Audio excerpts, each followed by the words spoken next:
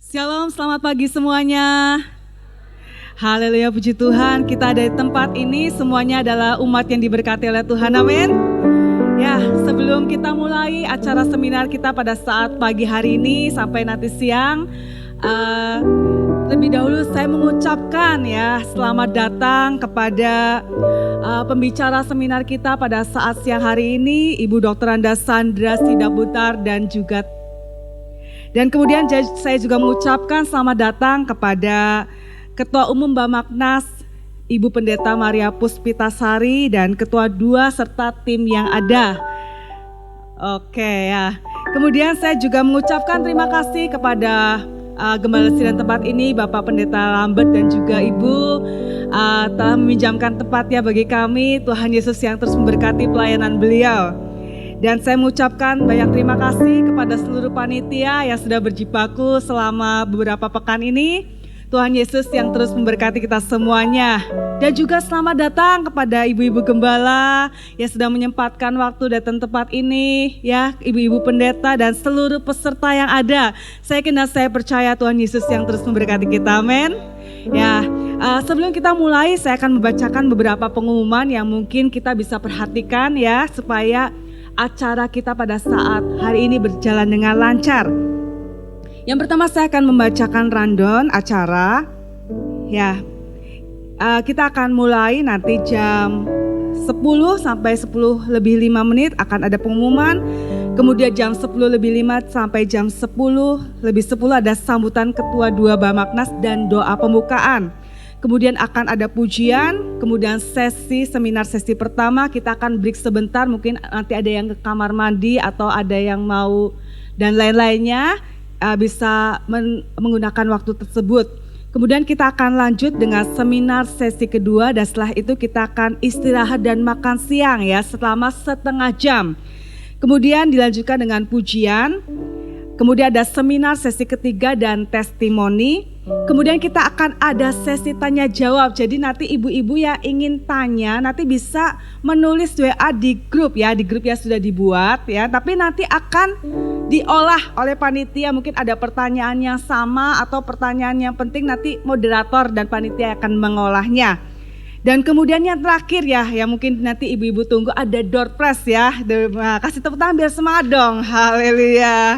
Oke, dan nanti yang terakhir akan ada doa penutup dan kita akan sama-sama berfoto bersama.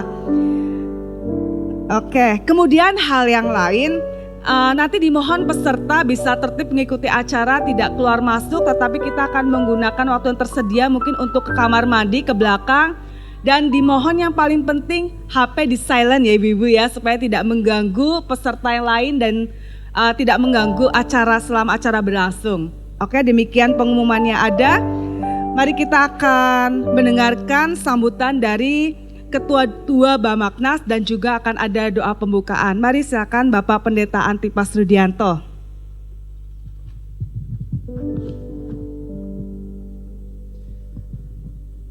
Shalom. Sekali lagi shalom. Semua semangat ibu-ibu. Amin. Baik, seminar kita pagi hari ini yaitu pengelolaan keuangan dan memberdayakan ekonomi masyarakat untuk meningkatkan keuangan keluarga. Dan tentunya ini bukan sesuatu yang tabu sebab dalam pelayanan gerejawi kita juga bersentuhan dengan keuangan. Nah, kemarin sempat kita guyon bagaimana mengelola keuangan dengan baik kalau tidak ada uangnya untuk dikelola. Tapi paling tidak ibu-ibu hamba-hamba Tuhan, secara khusus ibu gembala, ibu hamba-hamba Tuhan, bahkan mungkin ada beberapa kaum wanita yang ikut, paling tidak sebelum yang dikelola itu ada, kita diperlengkapi terlebih dahulu. Amin. Bisa lihat kanan kiri, kasih senyum, katakan saya belajar pengelolaan, nanti yang dikelola Tuhan kirim.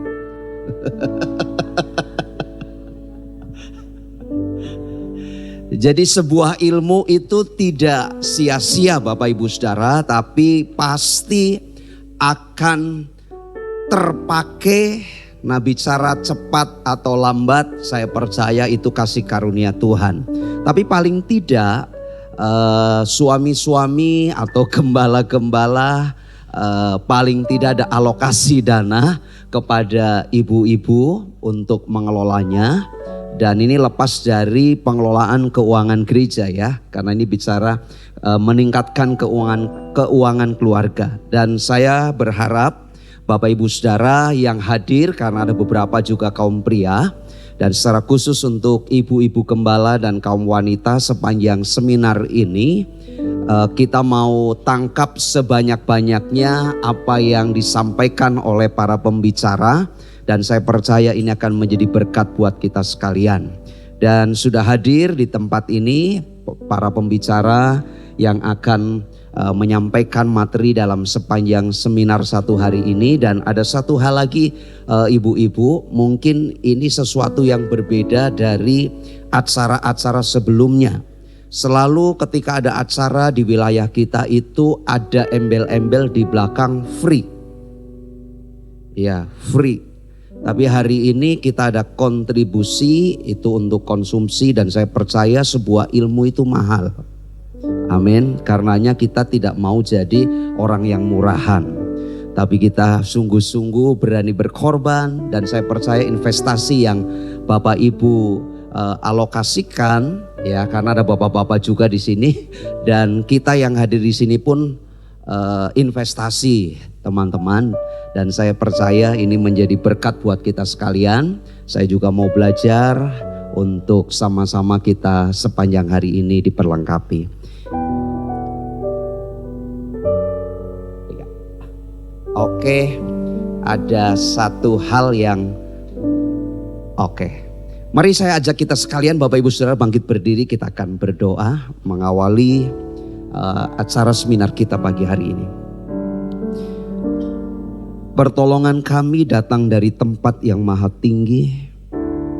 Berkat Allah Bapa, Allah Putra dan Allah Roh Kudus menaungi sepanjang acara kami dari pagi hari ini sampai siang nanti. Semua tim pembicara yang akan menyampaikan materi sepanjang seminar ini sudah hadir, dan Tuhan sudah mempersiapkan untuk menjadi berkat buat kami di wilayah Kabupaten Banyumas. Dan peserta kami semua sudah hadir, kami meletakkan di mezbah Tuhan. Pertolongan-Mu sempurna dari awal sampai akhir.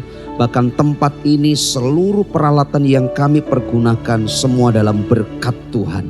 Kami siapkan hati hidup kami sepanjang hari ini untuk diberkati dan kami diperlengkapi.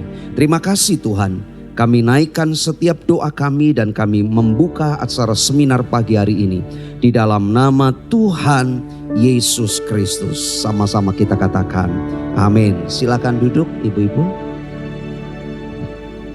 Iya, saya minta maaf, minta waktu sebentar. Tim perlengkapan bisa maju tadi kami dari belakang untuk kenyamanan. Meja pembicara kalau di bawah, yang belakang nggak bisa lihat. Jadi akan dipindah ke panggung lebih dulu supaya dokumentasi dan yang paling belakang tidak terhalang dengan kepala peserta yang lain di depan. Ya, terima kasih untuk waktunya.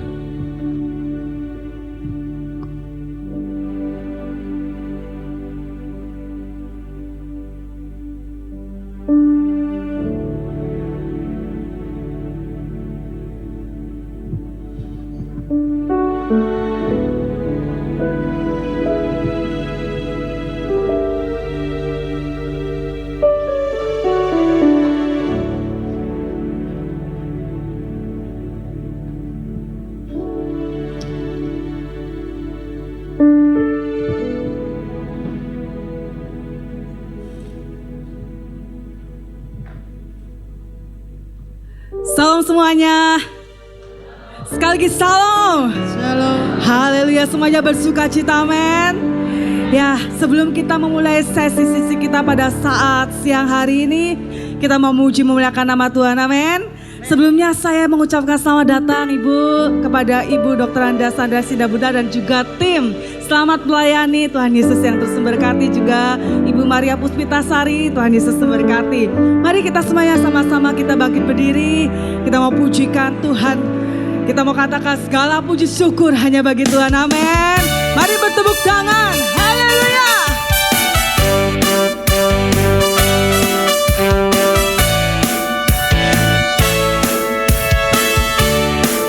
Katakan segala puji syukur.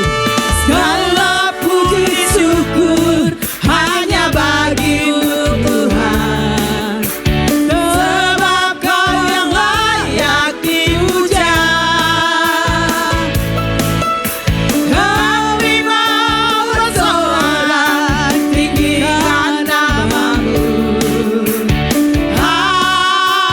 Haleluya. Segala puji syukur hanya bagi-Mu Tuhan. Sebab Kau yang layak dipuja. Mari katakan pada kanan kiri kita, saya inilah mau bersorak. Saya mau bersorak tinggikan nama-Mu. Haleluya. Mari semua haleluya. Soraklah haleluya. Soraklah haleluya. Haleluya.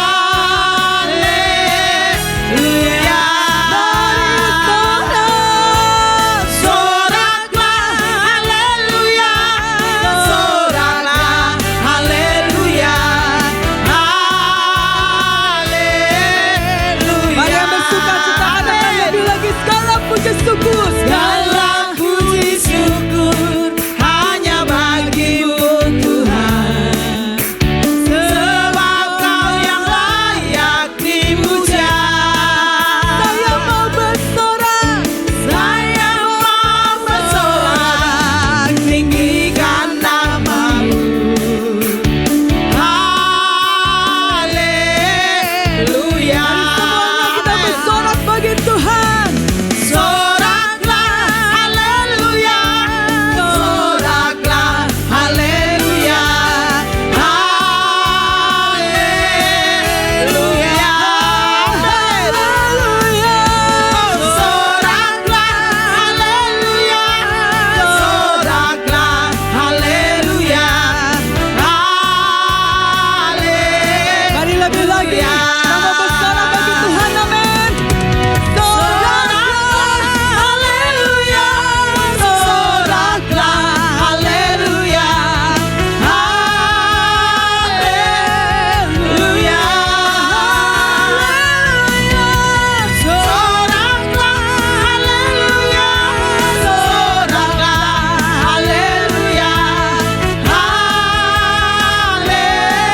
Sekali lagi, lebih tinggi lagi, amin. Soraklah haleluya. Soraklah haleluya. Haleluya. Soraklah haleluya.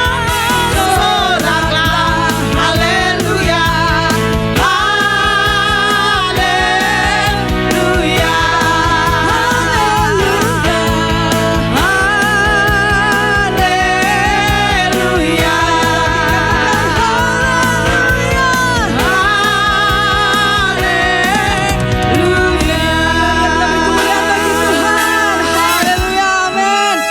Tetap semangat, amin. Mari sebelum duduk kasih senyum dong, biar sebelahnya semangat, kanan kirinya semangat. Kasih tos, Tuhan memberkati Anda. Haleluya. Ya, mari silakan duduk. Haleluya. Ya, kita akan memulai seminar kita untuk sesi yang pertama, amin. Tetap semangat ibu-ibu sampai akhir ya. Oke, saya akan panggilkan pembicara kita yang pertama, Dr. Anda Sandra Sidabutar. Mari kita beri tepuk tangan dong, haleluya. Dan juga moderator kita, Ibu Pendeta Maria Puspitasari dan Ibu Pendeta Esther. Saya persilakan untuk maju ke depan.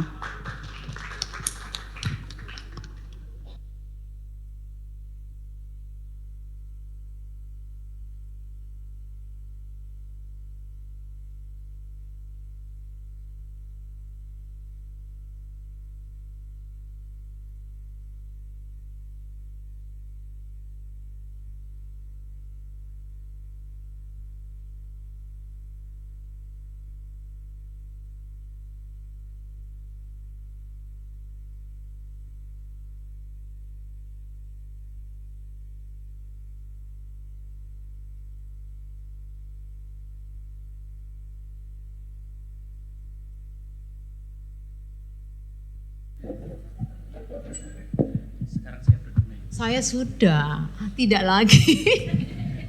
Iya, selamat pagi ibu-ibu yang dikasihi Tuhan Yesus dan juga para bapak. Pagi, shalom. Terima kasih sekali lagi saya ucapkan atas atensi dari Bapak Ibu sekalian untuk acara kita. Dan ini harus berterima kasih karena kita diberi kesempatan untuk mengikuti acara yang tidak biasa. Karena biasanya kalau sudah badan musyawarah antar gereja nasional tuh isinya rohani-rohani. Sekarang kita coba yang rohana ya. Meskipun kesannya ini pemberdayaan, kesannya adalah bicara soal materi, tetapi kita tahu bahwa materi adalah berkat dari Tuhan dan menjadi pengharapan dan keyakinan kita akan pemeliharaan Tuhan. Hari ini kita bersyukur karena kita diberkati Tuhan. Ya, oleh pelayan Tuhan yang luar biasa, jauh-jauh dengan segala kesibukannya, Ibu Dr. Anda Sandra Sidabutar. Ini nanti beliau yang akan memperkenalkan diri sendiri katanya. Ini saya kalau sudah bilang saya nanti yang memperkenalkan diri sendiri saya deg-degan nih gini. Dan timnya gitu ya. Jadi Bu Sandra ini luar biasa di tengah kesibukannya berkenan hadir di Kota Purwokerto, di Kabupaten Banyumas, untuk membagi berkat ilmu, pengetahuan bagi kita semua, bagaimana kita bisa mengelola apa yang ada pada kita. Kemudian kita jadikan itu sebagai sumber juga anugerah dari Tuhan. Dan itu menjadi sarana kita juga bisa berbagi kehidupan kepada yang lain. Dan di sebelah Bu Sandra ini juga ada, sebetulnya sudah cukup lama di Cilacap ya Bu Prof. Tapi sekarang beliau bersama dengan Bapak melayani di sekitar Solo ya. Surabaya. Bapak di Surabaya, tapi Ibu ini adalah dosen UNS Prof Endang. Tadi ketika Bu Sandra menyebut nama Prof Endang saya sudah deg-degan aja. Kok Prof Endang pindah ke UNS ya? Karena di Unsur juga ada Prof Endang gitu ya. Dan selamat datang Bu Sandra dan juga Prof Endang bersama dengan tim. Inilah kami. Mudah-mudahan Ibu nanti betah di Banyumas, di Purwokerto. Ya, kalau Prof Endang sih sudah bolak-balik dulu resort Cilacap ya Bu ya. Sehingga bisa membangun relasi dan kerjasama dengan kami semua. Dan untuk selanjutnya karena ingin memperkenalkan tim dan nanti tadi saya tanya-tanya Bu, nanti tak ceritain ya Miss. Monggo Bu. Shalom Bapak-bapak Ibu-ibu, kalau orang Batak salamnya ada sendiri Bu. Horas ya, Horas. Nah saya datang gak sendiri, saya bawa tim, satu tim lengkap yang tadi malam kami baru sampai malam hari kami sudah merepotkan Ibu dan Bapak sekalian loh dengan menjemput kami malam-malam ke stasiun ya. Jadi coba Inang ya. Karena biasa kita manggilnya Inang. Ibu ayo Ibu Pendeta ya silakan. Yang sekali kesini sekalian biar saya perkenalkan juga biar supaya kita semua saling mengenal ya. Saya waktu melayani di HKBP Purwokerto juga dibilangnya Inang. Inang ya. Saya 3 tahun melayani HKBP. Inang Merintan, Inang Mece. Oke. Inilah kami, Bapak-bapak, Ibu-ibu, tim dari HKBP saya sendiri, Sandra Sidabutar, suami saya, Sintua Ido Huta Barat. Jadi saya dari Jakarta, saya adalah Ketua Konferensi Perempuan HKBP, jadi saya mengetuai seluruh perempuan HKBP yang ada di seluruh HKBP di manapun berada. Kemudian di sebelah saya Prof Endang, Inang sudah jadi Boru Napitupulu ya? Boru Tambunan, sorry. Boru Tambunan, Amang Pendeta Siboya. Beliau adalah pengurus juga dari Forum Konferensi Perempuan HKBP, koordinator bidang pendidikan ya. Kemudian Di sebelah saya lagi, ini Inang Merintan Simbolon dengan berbagai gelar di belakangnya. Panjang, nanti mungkin pada saat sesi Ibu Marintan bisa dilihat ya, gelarnya banyak sekali. Nah, Ibu ini adalah ketua seksi perempuan di Huria. Nanti saya terangkan apa itu seksi perempuan di Huria, artinya ketua perempuan di jemaat di gereja HKBP Pasar Minggu. Selain ketua seksi perempuan juga ada wanita karir Ibu ini ya. Nanti pada saat sesi Ibu Marintan nanti mungkin lebih jelas lagi.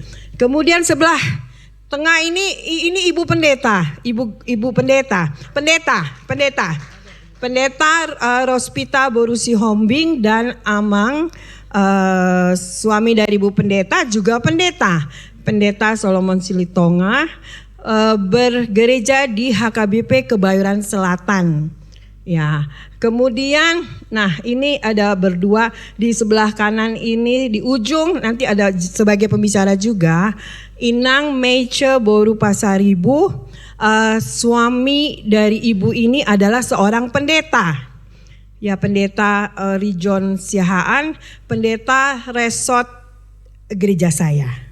Ya, kemudian sebelahnya adalah Ibu Pendeta Lilis Boru Manurung, juga pendeta, suami Inang ini pendeta Saur Sirait, pendeta fungsional di gereja saya. Kenapa saya ajak jauh-jauh dari Jakarta juga ke sini? Karena mereka, beliau-beliau ini selain sangat mendukung pelayanan suami, sangat mendukung ya, saya bisa katakan sangat mendukung, tapi juga mempunyai kesibukan yang lain yang mungkin nanti bisa di-share di sini ya Bu ya. Nah, begitulah, ada yang perlu ditambahkan Inang semua? Enggak. Nah, begitulah dari kami tim dari HKBP ya Bapak Ibu. Terima kasih. Jadi kalau tadi Bu Sandra menanyakan kepada Bu Prof Endang, sudah dapat boru. Prof Endang ini orang Jawa ya Prof ya. Iya, jadi kalau kita menikah dengan orang Batak, ya agar bisa masuk dalam budayanya, maka biasanya kita dapat boru, dan borunya itu biasanya dapat dari mertua perempuan ya. Iya, sedikit ya.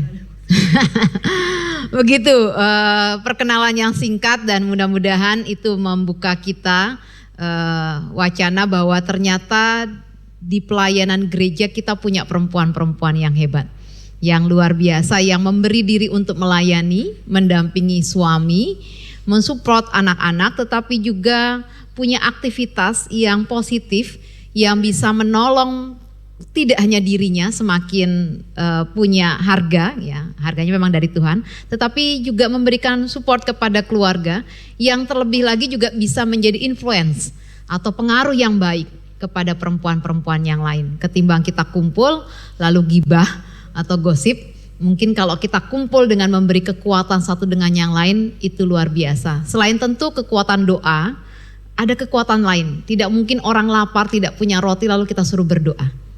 Ya, selain berdoa tentu kita akan carikan jalan keluar bagaimana dia mendapatkan roti dan bisa membagi roti pada yang lain. Ya, jadinya kan.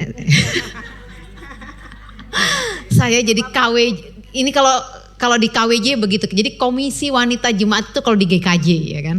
Ya, saya juga belajar Jawa karena ketika berada di Purwokerto, karena saya lama besar dan tumbuh di Jakarta. Selanjutnya Bu Esther mau menambah? Lanjut ya. Kami sudah tidak sabar Bu Sandra untuk mendengar apa yang pengalaman Ibu, pengetahuan Ibu bagi kami, sehingga kami menjadi semakin pribadi-pribadi yang berdaya. Monggo. Terima kasih Ibu Ketua. Jadi Bapak Ibu, kedatangan kami di sini sebenarnya sama-sama belajar loh. Ya, saya senang mengunjungi gereja-gereja lain. Kenapa? Walaupun kami gereja HKBP, gereja yang sangat besar dengan anggota jemaatnya 6 juta ya, sekitar 6 juta, dan iya sampai di luar negeri, dan 3.000 lebih gereja dan 3.000 pelayan. Tapi kami pun, terutama saya sebagai ketua perempuan, harus belajar juga dari ibu-ibu sekalian. Pasti ada, nanti saya senang kalau ada diskusi supaya ada yang saya bisa, pasti ada yang saya bisa ambil untuk memberdayakan perempuan HKBP. Jadi kita sama-sama belajar ya, ibu-ibu ya, gitu. Kenapa saya ada di sini? Ya, pertama kali waktu itu saya ketemu dengan Ibu Louis ya di Toraja. Waktu itu ada sesi tentang ekonomi kreatif ya. Dan HKBP saya diminta untuk menceritakan tentang bagaimana pemberdayaan ekonomi HKBP, lalu saya sampaikan dan akhirnya itulah sampai saya di sini pada hari ini dan membawa satu tim kelompok yang sangat antusias datang ke sini ya Nang ya. Oke, baiklah, saya mulai. Saya diberikan judul Pengelolaan Keuangan dan Pemberdayaan Ekonomi Jemaat untuk meningkatkan keuangan, meningkatkan keuangan keluarga. Judulnya sangat panjang, tetapi oleh karena itu saya mengajak supaya lengkap ya acara kita hari ini, karena waktu yang diberikan sangat panjang, 4 jam, ya jam 10, berapa jam itu Bu? 10 sampai jam 2. Saya pikir kalau saya sendiri, saya bingung apa yang mau saya sampaikan lagi ya. Jadi saya bawa tim khusus, Prof. Endang akan menyampaikan sesi yang berhubungan dengan judul ini. Kemudian Ibu Marintan khusus lebih spesifik lagi menyampaikan tentang pengelolaan keuangan karena Inang ini expertnya dalam financial planning. Dan juga ada sesi testimoni dari 2 Inang Pendeta yang cantik ini. Dan juga saya bawa Inang Pendeta Rospita ya untuk menghangatkan suasana karena Inang ini expertnya di situ. Baik, lanjut. Baik Inang, Bapak Ibu, karena selalu sering bersama-sama dengan warga HKBP, jadi Inang Amang selalu melekat ya. Jadi saya rubah sekarang, harus Bapak Ibu. Nah, realita kenyataannya memang keluarga menghadapi kesulitan finansial, tetapi bukan karena penghasilan kecil, tetapi karena pengelolaan yang tidak efektif. Lalu perempuan termasuk istri pendeta atau pelayan gereja memiliki peran strategis dalam stabilitas ekonomi rumah tangga. Saya mau nanya, hampir semua di sini kah Ibu Gembala? Oh, jadi ada Ibu Gembala, ada anggota perempuan biasa ya, jemaat. Oke. Lanjut Ibu. Pengelolaan keuangan keluarga yang sehat. Ini saya akan secara cepat saja membahas ini karena nanti akan dibahas lebih detail oleh Ibu Marintan. Pengelolaan keuangan keluarga yang sehat. Ya, tentu kita semua tahu mengutamakan kebutuhan daripada keinginan. Apa itu kebutuhan? Artinya kebutuhan adalah sesuatu yang esensial yang menunjang kehidupan kita supaya berjalan dengan baik, antara lain makan, minum, pakaian dan sebagainya. Keinginan adalah sesuatu yang diinginkan yang membuat kehidupan kita lebih nyaman, seperti HP misalnya dan sebagainya. Kemudian kenapa kalau ngomong HP ketawa Bu? Karena perempuan gak lepas dari HP ya. Dari tadi kita foto HP selalu kita mau update, padahal harusnya tidak seperti itu. Hidup sesuai kemampuan, artinya tidak memaksakan gaya hidup apa adanya. Membiasakan menabung, dan jika ingin kita berinvestasi, sulit ya menabung. Saya juga sulit menabung, sukar, tapi harus kita mulai dan harus dipaksakan. Memiliki rencana, disiplin dan syukur. Kita harus bersyukur atas apa yang dititipkan Tuhan untuk kita dan harus kita kelola sebaik-baiknya. Bagaimana prinsip mengelola keuangan keluarga? Ini pasti semua kita sudah melakukannya ya. Mencatat pengeluaran, pemasukan, pasti kita sudah melakukannya. Agak pusing ya, ribet, tapi memang sebaiknya itu yang harus dilakukan. Semua berlandaskan iman, artinya keuangan itu, apapun yang kita dapat, semuanya adalah untuk memuliakan Tuhan. Kemudian lanjut Ibu. Langkah-langkah praktis bisa kita membuat anggaran bulanan disusun sebagai anggaran pemasukan, lalu pengeluaran, lalu evaluasi. Kalau sebulan ternyata kok saya tekor ya bulan ini ya, berarti ada yang harus dievaluasi. Aduh, berat sekali jadi ibu-ibu ya Bu. Ya, banyak pekerjaan yang harus kita lakukan. Kita jadi Menteri Keuangan, lalu Menteri apa lagi? Pemberdayaan. Ya, apa Pak? Menteri Pendidikan. Ya, saya bersyukur loh. Hebat banget loh Bu. Seminar kita ternyata ada bapak-bapak. Ya. Bapak-bapak dalam rangka mengawasi. Oh. Karena biasanya kalau kita seminar ibu-ibu semua, padahal ada poin-poin tertentu yang bapak-bapak harus dengar gitu. Supaya setelah ini langsung lah kita lebih disayang. Kemudian lanjut, kita mengevaluasi, kemudian kita harus membuat dana darurat, misalnya sewaktu-waktu kita sisihkan untuk kepentingan yang mendesak. Lalu kalau memungkinkan kita melakukan investasi, dan terakhir sebenarnya yang penting berbagi. Kita diberkati untuk menjadi berkat. Ya, apapun yang kita dapatkan harus, Ibu, itu prinsip saya. Ada lagu buku ND 716 yang menjadi moto saya. Artinya dalam kehidupan kita selalu kita harus menjadi berkat bagi banyak orang. Nah, kita masuk ke pemberdayaan jemaat. Saya mungkin lebih akan memfokuskan tentang ini. Saya akan mengambil contoh pemberdayaan ekonomi jemaat di HKBP. Bukan berarti seperti yang saya sampaikan tadi HKBP lebih bagus, tidak. Tapi memang yang saya lakukan adalah di HKBP. Jadi nanti kita bisa sama-sama belajar ya Ibu.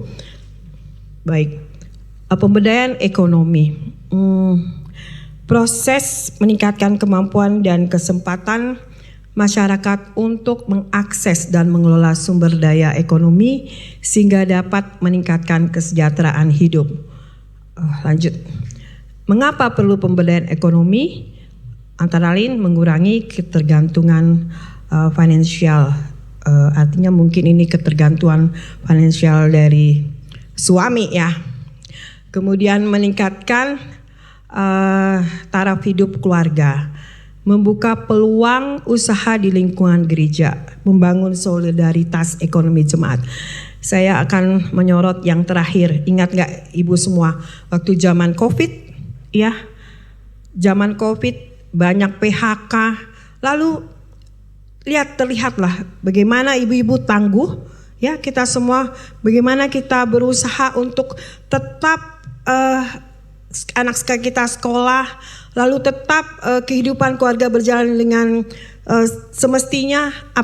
Banyak sekali ibu-ibu yang saya ingat kita punya bakat memasak. Banyak sekali ibu-ibu yang berusaha antara lain membuat kue, memasak, dan kita saling mendukung, terutama komunitas gereja. Satu membuat kue, satu membeli.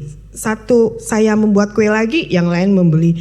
Jadi itulah terjalin satu membangun solidaritas. Saya contohkan pada saat COVID yang lalu ya, itu ternyata membawa hikmah, dan banyak dari kita perempuan yang setelah itu tetap melakukan apa yang sudah dilakukannya, misalnya membangun, dan setelah COVID bisnisnya tetap berlanjut dan sampai sekarang. Jadi ada hikmat di balik semua yang kita alami ya. Lanjut Ibu. Nah, peranan gereja. Gereja sebagai komunitas perlu terlibat aktif dalam pemberdayaan ekonomi jemaat. Gereja berperan aktif pasti dalam membangun spiritualitas jemaat. Tetapi langkah bagusnya kalau semua yang ingin kita ketahui ada di gereja. Ya, kita tidak harus mencari-cari di luar, semua ada di gereja. Kalau saya ibaratkan lah Bu, seperti, bukan saya katakan gereja supermarket ya, tetapi gereja apapun yang ada bisa kita dapatkan. Kalau kita ingin mengetahui tentang misalnya bagaimana caranya melakukan penjualan secara digital, oh boleh ada di gereja. Kita bikin seminar tentang itu. Jadi semua yang kita dapatkan tidak harus kita cari di mana-mana, tapi semua ada di gereja dan semua kegiatan kita berpusat di gereja. Ya, jadi itu adalah suatu suatu yang saya selalu dengungkan, bahwa gereja menjadi satu tempat di mana semua kita bisa dapatkan di gereja, terutama untuk untuk pemuda kita. Ya, kalau sekarang pemuda sudah tidak, pasti ada suatu kekhawatiran bahwa pemuda kita adalah menjadi berpindah ke tempat lain. Tapi kalau semua ada di gereja, mereka tidak akan mencari tempat lain, semua ada di gereja. Ya, oke, lanjut. Gereja memberikan pelayanan komprehensif yang meliputi pelayanan kerohanian kepada jemaat dan juga kehidupan ekonomi. Ya, seperti yang saya sampaikan tadi ya. Lanjut Ibu. Nah ini ayat dari Alkitab yang mendukung. Oke, lanjut Ibu.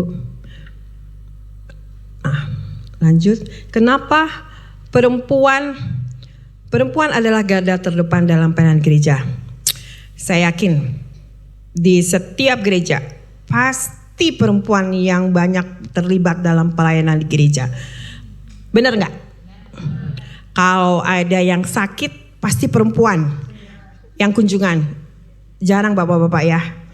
Kalau ada yang banjir, kalau ada apapun penggalangan dana, HKBP contohnya kan sering penggalangan dana ya, pasti perempuan penggerak kan.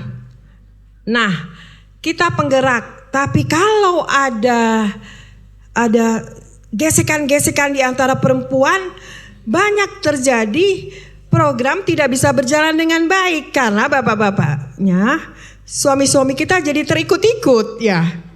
Mudah-mudahan, pasti saya yakin di sini nggak ada yang seperti itu ya, ibu-ibu, nggak ada ya, nggak ada. Jadi karena perempuan adalah garda terdepan dalam pelayanan, makanya harus selalu diisi. Jadi bapak-bapak, kalau perempuan mengajukan program, Mbok ya jangan di permintaan ya, jangan dikat. Oh ini anggarannya nggak ada, dikat. Tetapi di satu sisi perempuan yang diharapkan untuk menjadi garda terdepan melakukan kegiatan-kegiatan. Nah itu juga selalu saya sampaikan karena sering miris ya, kami ada beberapa distrik HKBP sering program perempuan di-cut karena berbagai alasan. Tapi padahal perempuanlah diharapkan untuk pada kenyataannya kita yang menjadi garda terdepan dalam pelayanan gereja.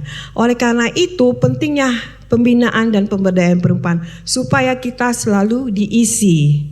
Ya, pengetahuan kita bertambah. Kalau kita yang menjadi garda terdepan dalam pelayanan, pengetahuan kita pun bertambah. Ya, itu pentingnya pemberdayaan terhadap perempuan gereja. Nah, saya antara lain pelatihan keterampilan tadi kami di depan sudah mencoba loh Ibu, kue yang enak sekali tadi. Siapa yang membuat? Wah, keren Ibu ini. Enak sekali loh Bu kuenya. Ya. Usaha bersama, digitalisasi produk, kelompok tani dan sebagainya, dan pameran UMKM nanti saya akan ceritakan lebih lanjut. Kemudian, nah sampailah ke perempuan HKBP. Ya, oke, sebelum saya menyampaikan tentang perempuan HKBP, HKBP itu suatu gereja yang besar. Di tingkat jemaat kita ada namanya, sudah ada organisasi perempuannya. Di tingkat jemaat namanya SPH, Seksi Perempuan Huria. Kemudian HKBP punya sekumpulan gereja-gereja di satu wilayah, misalnya DKI, berkumpullah menjadi distrik namanya. Di situ ada kepengurusan perempuan, namanya Persekutuan Perempuan Distrik. Kita ada 32 distrik. Di setiap distrik ada kepengurusan perempuannya. Lalu di tingkat pusat ada yang namanya Forum Komprehensi Perempuan. Itulah hubungan dari pusat sampai ke bawah. Hubungannya adalah koordinasi, garis putus-putus. Jadi program pusat bisa sampai ke gereja, karena jemaatnya besar, tidak mungkin langsung dari pusat turun ke bawah. Itulah melalui jenjang tadi, distrik dan kemudian huriah. Oke, itulah supaya ada gambarannya Ibu-ibu. Sekarang nanti kalau saya sebut SPH, apa SPH itu? Ya, lanjut Ibu. Nah, sebelah itu adalah lambang dari Forum Komprehensi Perempuan kita. Nah, di setiap pengurusan di gereja ada pasti dengan ibu-ibu. Ada sekretaris, ada bendahara, ada ketua, lalu bidang ini. Di tingkat pusat kita ada 9 bidang. Jadi ada bidang yang mengurus tentang pendidikan, kesehatan, ekonomi kreatif, kemudian bidang yang terbaru adalah pendampingan, konseling dan advokasi terhadap perempuan dan anak, ya. Ini sedang kami sosialisasikan sehingga setiap distrik juga mempunyai bidang ini, sedang dalam proses. Kemudian, nah, jika satu gereja, mungkin di antara ibu-ibu gerejanya belum ada kepengurusan, ya, pasti ada di antara ibu-ibu yang belum ada kepengurusan.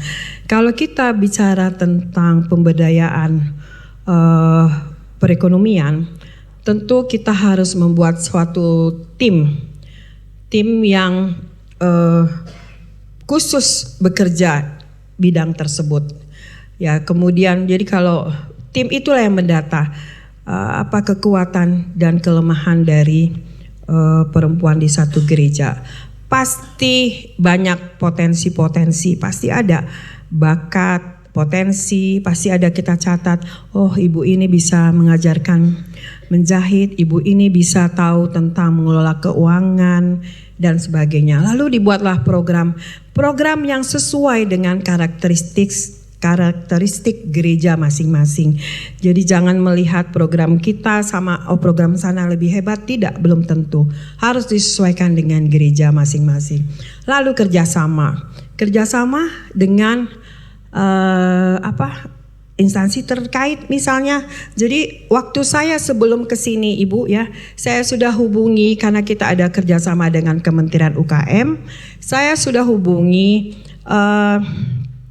dinas UKM terkait di Kabupaten Banyumas. Ibu, nanti saya kasih nomor teleponnya, ya. Dan ibu itu sudah bersedia beliau untuk memberikan sesi selanjutnya supaya ada kelanjutan dari acara ini. Ya, ibu bisa langsung berkomunikasi dengan dinas UKM, ya. Nanti saya kasih nomor teleponnya. Kemudian ini contoh aja ya supaya cepat. Contoh ini yang kita lakukan di satu gereja. Lanjut ya Bu. Oke, lanjut. Contoh, nah waktu dulu ya sebelum Ibu Marintan, saya dulu itu di gereja saya pernah juga ketua seksi perempuan huriah.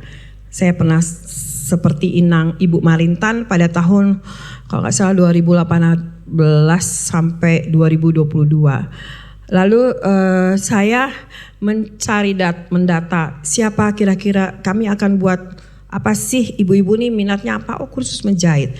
Siapa sih yang bisa ngajar menjahit? Karena kan kalau perlu instruktur khusus mahal.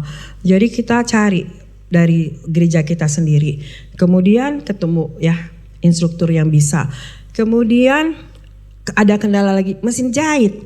Kalau beli mesin jahit mahal. Ya kami gotong-gotong loh Bu. Gotong-gotong beberapa mesin jahit kita pinjam dari beberapa ibu, taruh di gereja dan akhirnya terbentuklah satu komunitas menjahit sekitar tahun 2018 ya waktu itu, yang bisa menjahit nah ini diadakan di gereja saya 2018 ini ya. Terbentuk komunitas menjahit yang bisa menjahit yang kebutuhan dasar kita aja, seperti blus yang bisa dipakai sehari-hari. Terus kemudian orang Batak itu senangnya pakai sarung kan Bu, jahit sarung kan mahal, jadi kita cari yang bisa menjahit sarung tanpa potong supaya diajarkan kepada kita dan kita bisa mengerjakannya sendiri. Dan setelah kumpulan ini berjalan, what next? Apa yang membuat mereka jadi bersemangat? Ada pameran di gereja, diikut sertakan dan kita buat supaya agak keren ya, supaya keren, blus produk kita keren, kita kasih mereknya di belakang. Gampang ya, di belakang kita bikin mereknya PINA, Punguan Inah HKBP Pasar Minggu. Jadi dulu udah ada seperti itu. Jadi kita harus kreatif ya Inang ya, ibu-ibu semua. Kemudian lanjut nih cepat ya. Oke, itu hanya gambar aja. Nah ini kerjasama dengan Balai Teknologi Pengelolaan Hasil Perikanan. Kita buat nugget tanpa pengawet dari ikan. Nah kita ajarkan, dan sebenarnya kalau ada yang bisa menangkap peluang ini bisa menjadi suatu sumber juga untuk meningkatkan ekonomi. Nah itu kan di kota. Saya mau singkat lagi, saya akan ceritakan pemberdayaan ekonomi tingkat jemaat di HKBP Tambunan Toba Hasundutan. Jauh sekali di Toba, gereja kecil. Mereka sudah memulai membentuk kelompok usaha kecil. Di Toba sana ubi kalau panen harganya tidak ada harganya. Ya, bagaimana mereka memanfaatkan itu? Mereka buat kelompok kecil ibu-ibu, sekitar 20 orang ibu-ibu yang setiap hari Selasa berkumpul di gereja membuat produk donat dan bolu kukus dari hasil ubi mereka dengan berbagai varian. Ya, dan mereka sudah mendapat pesanan dari warung-warung kecil di sekitar daerah di Toba, kemudian merambah lagi ke kabupaten yang lain. Jadi kelompok kecil ini bisa menunjang ekonomi anggotanya, dan juga jangan lupa sisihkan untuk keuangan gereja. Ya, disitulah peran kita, menyisihkan juga untuk keuangan gereja, membantu pelayanan gereja. Nah ini benar-benar satu yang bisa dicontoh. Kemudian ini di tingkat di DKI ya, karena akses kita lebih luas, kita bisa mengadakan kerjasama dengan Kementerian UKM. Kami di DKI sudah membuat satu pameran besar setiap tahun, namanya PPD Expo. Sudah berlanjut tahun ini nanti 26 September. Jadi kita kumpulkan binaan-binaan kita yang secara dalam satu tahun kita buat program untuk membina mereka. Kita bagi kuliner dan non kuliner, dan pada akhir tahun sekitar bulan September atau Oktober kita buat pameran besar. Kalau ibu-ibu bisa tahu Inakraft itu Inakraft versi mininya, dengan yang hadir bisa 3.000 4.000 orang. Dan itu sudah berlangsung selama 2 tahun, 2 kali ya, dan tahun ini juga akan dilaksanakan. Nanti saya di akhir saya share videonya, kemudian lanjut. Nah, inilah suasana pamerannya. Kita lihat stand-standnya bagus, mahal ya. Tapi kenapa bisa kita cari sponsor ibu-ibu ya? Bisa cari sponsor. Kita waktu itu 2 tahun lalu saya dapat dari Bank Indonesia sponsor untuk membiayai ini, dan tahun kemarin kita mencari sponsor dari perusahaan-perusahaan untuk kegiatan ini. Oke. Saya sampaikan begini, kalau apa yang kita lakukan adalah baik, percayalah, yakin bahwa pasti banyak orang-orang yang akan membantu kita. ya. Itu saya yakini. Melakukannya dengan baik, sungguh-sungguh, dan bukan untuk nama kita, kemuliaan nama kita, pasti akan ada banyak orang yang membantu kita. Lanjut. Nah, ini kita mengadakan pelatihan.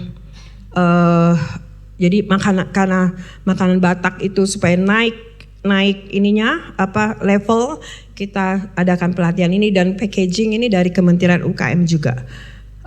Bagaimana mengemas produk dengan yang baik, ya. Kemudian ada lagi bentuk pelatihan. Lanjut ya, Bu. Nah, ini kita mengadakan pelatihan murni bantuan dari Kementerian UKM. Dari tadi saya sebut Kementerian UKM terus Kementerian UKM. Jadi kalau setelah ini Ibu binalah hubungan dengan kementerian terkait, ya. Pasti akan ada bantuan pelatihan dan sebagainya. Ini kami mengadakan pelatihan 1 hari, didatangkan Google, Grab, semua murni dari Kementerian UKM. Kami tidak mengeluarkan biaya apapun kecuali konsumsi untuk yang datang. Ya, pada saat itu Deputi Menterinya hadir juga. Nah, ini saya ceritakan tentang pembinaan manajemen catering. Waktu ini zaman COVID, ya. Jadi ada Dewi Motik Pramono menjadi pembicara juga, dan tidak berbayar juga waktu itu. Kenapa kita datang ke Ibu Dewi untuk meminta bantuan menjadi pembicara. Dan juga ini seorang pemuda. Jadi kita melihat potensi yang tadi saya sampaikan. Kalau kita mengajarkan digital pemasaran, pasti kita yakin anak-anak muda kita kan pintar-pintar, ya, bisa juga diberdayakan ibu-ibu semua untuk mengajarkan ibu-ibunya untuk memanfaatkan teknologi digital memasarkan produknya. Kemudian lanjut. Oke, nah ini tingkat distrik. Saya cerita kami mendapat bantuan mesin jahit dari Pertamina. Kenapa bisa? Ya itulah. Harus melihat peluang di antara jemaat kita. Mungkin ada yang bisa menghubungkan kita dengan BUMN. Jadi jangan skop kita diperkecil, ya. Kita lihat misalnya satu Purwokerto ini mungkin ada jemaat gereja mana yang bisa menghubungkan kita dengan BUMN tertentu, BUMD. Ya, ini kami dapat dari Pertamina mesin jahit. Dan kita buatlah kursus menjahit gratis. Dari situ kita ambil berapa orang yang dibina, dan selanjutnya sekarang menjadi kelompok binaan jahit yang bisa menjahit pesanan-pesanan dari berbagai tempat. Kemudian nah ini gambar-gambar ya, Inang. Ibu semua, suasana kursus menjahit fun. Ya. Nah, ini kalau ini saya ada gambar di Tanah Jawa nih, daerah terpencil juga. Kita giatkan mereka semua untuk mulai mengangkat potensi UMKM mereka. Kemudian terus di tingkat pusat yang kita lakukan memberikan kesempatan seluruh UMKM, kemudian memberikan pelatihan dan sebagainya. Lanjut. Dan juga begini, karena kadang untuk memasarkan produk kita, kadang-kadang kita harus mengeluarkan sesuatu dulu. Jadi saya kalau ada pertemuan sinode, majelis pekerja sinode, kami promo dulu gitu. Gak apa-apa dikasih promo, dibuat menjadi snack pertemuan mereka, dan akhirnya mungkin berlanjut, ya. Terus istri pelayan gereja.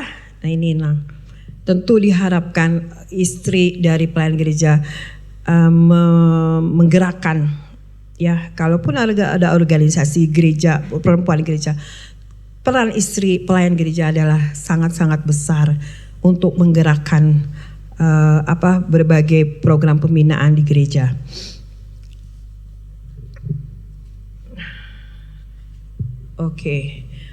Baik, lanjut. Nah, selain itu saya akan menyampaikan juga beberapa foto. selain pemberdayaan ekonomi juga ada beberapa foto kegiatan kita ya. Antara lain kami sudah punya Ibu punya hotline ruang aman. Hotline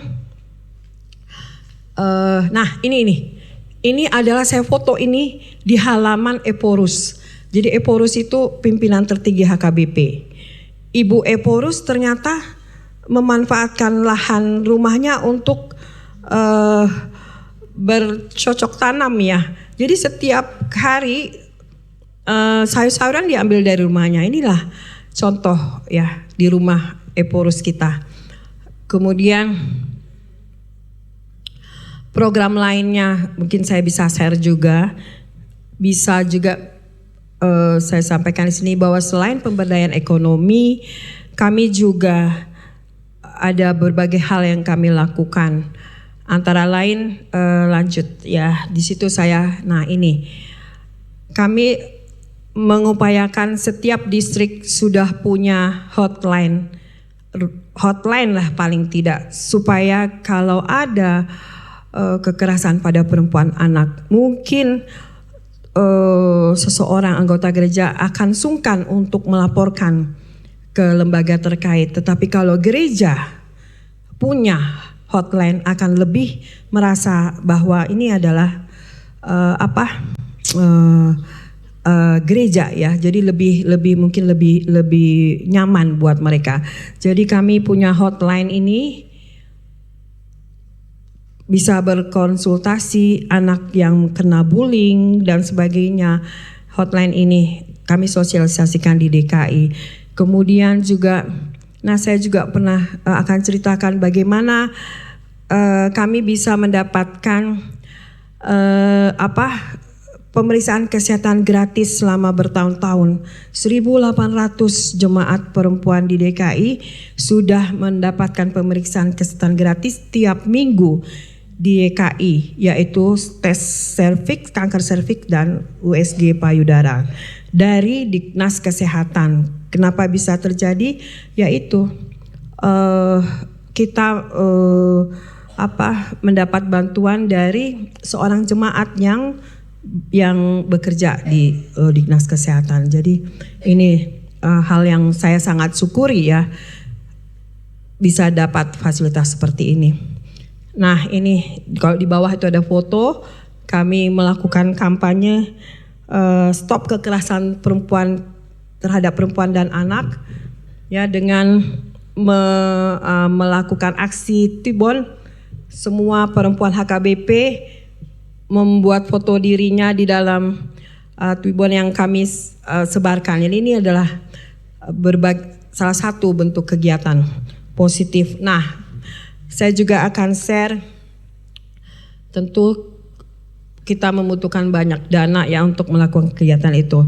Nah, ini adalah satu kegiatan yang sebentar lagi akan kita canangkan, 1 perempuan 1 pin harga 50.000 untuk membantu kegiatan-kegiatan kita. Jadi kami jual pin HKBP yang bagus harga 50.000 untuk mendukung program pelayanan kita yang antara lain yang dalam waktu dekat ini kami akan mengadakan Paskaraya, tapi bukan Paskaraya saja, tetapi ibadah Paskaraya dilanjutkan dengan pameran UMKM dari distrik-distrik, kemudian ada pemeriksaan kesehatan gratis, ada pameran seni budaya. Jadi diusahakan kalau di setiap acara pasti ada kegiatan lain yang sungguh juga sangat bermanfaat. Jadi kalau kita adakan PA ya di gereja, bisa setelah PA kita melakukan kegiatan pembinaan terhadap perempuan ya. Nanti ini ada satu video untuk mengakhiri. Saya juga rindu ya Ibu, kalau suatu saat kita mendapat kabar bahwa Baknas ini mengumpulkan potensi-potensi yang ada dari setiap gereja, bisa membuat pameran, satu pameran yang menjadi agenda pameran UMKM di kabupaten ini. Kenapa tidak ya? Jadi nah ini yang satu contoh. Kalau ini di satu distrik DKI diikuti oleh berbagai gereja. Jadi kalau saya ibaratkan organisasi ini bisa mengumpulkan potensi-potensi yang ada dari setiap gereja dan bersatu. Dimulai bisa dari setiap kegiatan, bisa dimulai dengan mengadakan basar kecil atau diagendakan untuk mengadakan pameran besar yang bisa juga dikunjungi oleh bukan hanya masyarakat Kristen di sini, tetapi masyarakat luas ya, supaya mereka lihat bahwa perempuan Kristen itu mempunyai banyak potensi dan selalu melakukan kegiatan positif di gereja dan menjadi berkat bagi banyak orang, bukan hanya bagi masyarakat Kristen saja, tapi banyak berkat bagi seluruh masyarakat, bagi dunia. Terima kasih.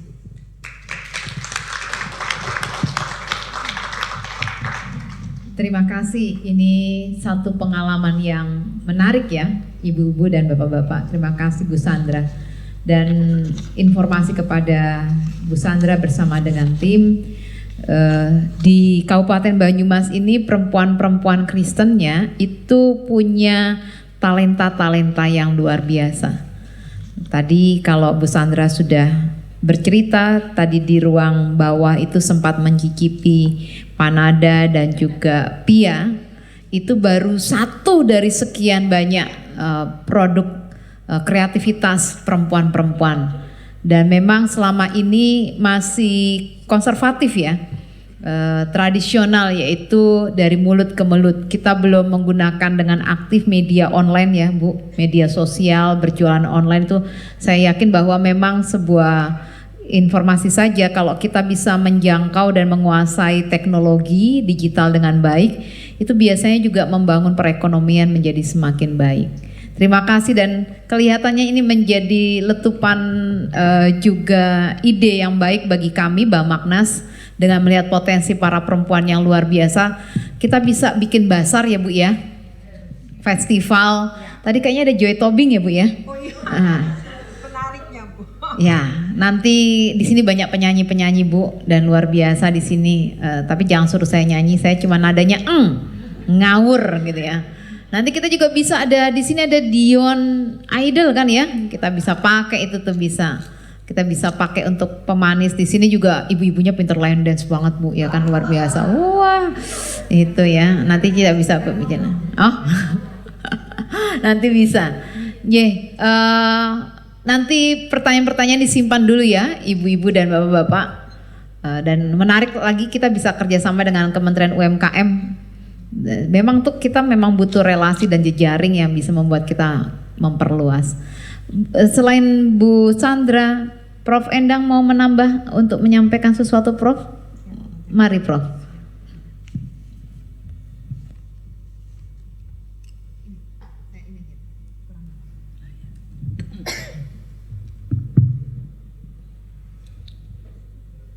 Ya, mohon dibantu untuk slide-nya. Sambil menunggu, shalom ibu-ibu semuanya. Shalom juga buat bapak-bapak. Buat ibu-ibu yang terkasih, kalau bapak yang saya banggakan. Kalau terkasih nanti ada yang satu yang paling saya kasih. Pasti bapak ibu tahu. Oke, kenal sayang, tak kenal maka tak sayang. Kalaupun tadi sudah disebutkan, ya, nama lengkapnya ada Boru Tambunan, ya. Tapi kenapa sering nggak saya ikutkan gitu ya? Karena kalau di kantor diikutkan biasanya mau ditanyanya lebih lanjut, mana akta kelahiran, mana buktinya, seperti itu. Jadi gelar Boru Tambunan itu saya peroleh setelah saya menikah dengan suami saya, ya. Jadi kalau disebut saya memang orang Jawa. Makanya saya itu kalau di Jawa selalu diterima dengan sangat baik. Nggih Bu? Nggih. Dan di Batak karena saya punya marga baru Tambunan sehingga saya tidak pernah ditolak. Ya. Dan itu kebanggaan buat saya karena masih banyak orang dikasih marga nggak mau. Buat saya ada kebanggaan di mana-mana saya jadi diterima. Kalaupun saya ke Manado itu juga saya akan diterima dengan baik. Ya. Karena saya juga di sana kalau di Batak kan dijadikan ditahbiskan, tapi kalau ini istilahnya apa? Jadi paling enggak saya bisa di Dayak pun saya dikasih pakaian Dayak juga saya terima. Ya kebetulan orang Dayak juga cantik-cantik untuk perempuannya, jadi saya dianggap cantik. Jadi terima kasih paling enggak seperti itu. Kalau orang Batak tadi sebutkan, saya paling enggak juga punya satu salam yang tadi disebutkan huras. Ya, huras itu adalah kalau suami saya bilang huras itu hanya oleh rahmat Allah semata. Jadi saya diajak oleh ibu ketua, saya itu kalau ketua yang menyuruh apapun langsung saya bilang siap gitu, siapapun juga. Jadi Bapak Ibu, saya itu baru nyampe ini tadi pagi jam 9 lebih 10 tepatnya sesuai dengan map. Karena semalam saya jam 11 masih perjalanan dari Surabaya. Jadi saya dari Surabaya udah saya hitung 3 jam, 11 sampai jam 2. Saya jam 2 sampai Solo, saya turunkan anak-anak. Saya hanya mandi sebentar karena nanti kalau aku nggak mandi di sini di Purwokerto mandi di mana? Ya kalau diterima sama Inang Pendeta Tamu Bolon. Ya, karena kebetulan itu edaku. Eda itu berarti kalau suami beliau adalah itokku, ya. Jadi itu hal-hal yang perlu saya sampaikan dan saya sangat selalu siap saat disampaikan oleh Ibu Ketua bahwa ini kita bicara tentang perempuan. Asal perempuan, karena saya perempuan, maka saya terima tawaran dari Ibu Ketua. Izinkan saya untuk berdiri. Ya, karena kalau di atas itu kayaknya terlalu tinggi jarak di antara kita. Jadi kalaupun tadi di bawah sini saling pandang, mata memandang, kasih senyuman yang manis. Oke, jadi saya lebih suka memang kemana-mana berkeliaran nanti karena saya akan membagikan door prize oleh panitia pastinya. Karena saya tadi lupa untuk membawakan, entah itu intip tahu ya Bu. Nah itu ciri khas Solo. Jadi tapi kalau saya bawa tak remet-remet, ojo kebangetan gitu ya. Kalau ubur-ubur makan lele udah biasa. Kalau ini ya ini intip yang diremet-remet ya. Kalau ngenyek ojo banget gitu. Ya oke, perempuan itu adalah istilah yang sangat luar biasa. Mohon maaf bapak-bapak, kami mau bisik-bisik dulu dengan. Jadi perempuan itu satu bisa berperan sebagai seorang ibu. Ya. Saya belum punya anak, tetap aja bisa berperan sebagai ibu. Ibu itu mengayomi, melindungi. Jadi kalau ada seorang ibu yang nggak bisa mengayomi dan melindungi anak-anaknya, perlu dipertanyakan. Ya. Kemudian seorang perempuan itu bisa juga menjadi seorang wanita. Bedanya apa wanita? Wanita dari bahasa Jawa singkatan dari apa ya Bu? Ada yang tahu? Wani ditoto. Ya, wani noto, wani ditoto. Ya, wani ditoto berarti mau diatur. Ya, kita punya orang yang dipercaya Tuhan, kita bagian dari orang itu, yaitu suami kita. Ya. Ya kalau diatur suaminya, ibu-ibu di sini ada yang ngeyel? Ada enggak? Semoga aja enggak ada. Karena seorang ayah, seorang bapak, seorang suami, dia mengatur keluarganya supaya berjalan dengan baik. Keluarga itu akan bahagia kalau istri pendampingnya bisa menopang dan melengkapi.